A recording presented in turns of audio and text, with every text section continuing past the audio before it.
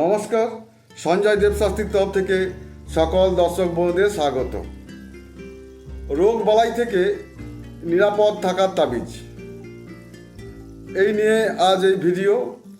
তো রোগ বালাই থেকে কীভাবে নিরাপদ থাকবেন বা কীভাবে তাবিজ বানাবেন তা আমি এই ভিডিওর মাধ্যমে কিছুটা বলবো। যারা অসহায়, জ্যোতিষী বা তান্ত্রিকের কাছে যেতে পারেন না বা যারা টাকা পয়সা খরচ করতে পারেন না, তারা এই যন্ত্রটি এঁকে তাবিজে ভরাতে পারলে বা ভরিয়ে গলায় ধারণ করলে বা কোমরে ধারণ করলে অনেকটাই কাজ হবে। তো রোগ বালাই থেকে নিরাপদে থাকার জন্য এমনকি কেউ যদি কোনো কঠিন রোগে ভুক্তভোগী হয়, ঔষধ খেয়েও না যদি তার রোগ সারে, তবে এই তাবিজটি ব্যবহার করতে হবে। অনেক সময় অসম্ভব ঘটনাকে সম্ভব করতে পারে, এক্ষেত্রে তেমনও কিছু হতে পারে বলে তান্ত্রিকরা এটা মনে করছেন। এই যন্ত্রটি কালো কালি দিয়ে তৈরি করতে হবে। দেখুন, আমাদের স্ক্রিনে ছবিটি এসেছে, আর ছবিটিতে ওপর থেকে কটা রেখা আছে, 1 2 3 4 5, পাশ থেকে 1 2 3 4 5 এইভাবে আঁকতে হবে।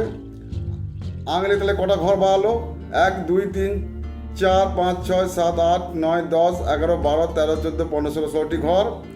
এই 16টি ঘরের মধ্যে দেখুন লেখা আছে বাঁ পাশ থেকে ল 6 9 69 33 3, তারপরে দ, তারপর দেখুন 32 72 27, তারপর দেখুন অ 29 2 34, তারপর দেখুন লেখা আছে অল অল অল 5 28 21।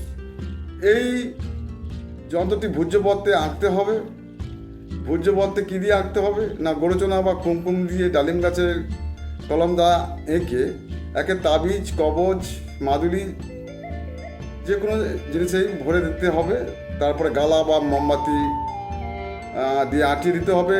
গঙ্গা জলে বা গরুর কাঁচা দুধে একে সিদ্ধ করতে হবে ডুবিয়ে। তারপরে গলায় বা কোমরে ধারণ করলে কিছুটা রোগ প্রশমিত হবে আশা করা যায়। যারা তান্ত্রিক বা জ্যোতিষীর কাছে যেতে পারছেন না, তারা নিজেরাই এই কাজটি করতে পারেন। সবাই ভালো থাকবেন, সুস্থ থাকবেন।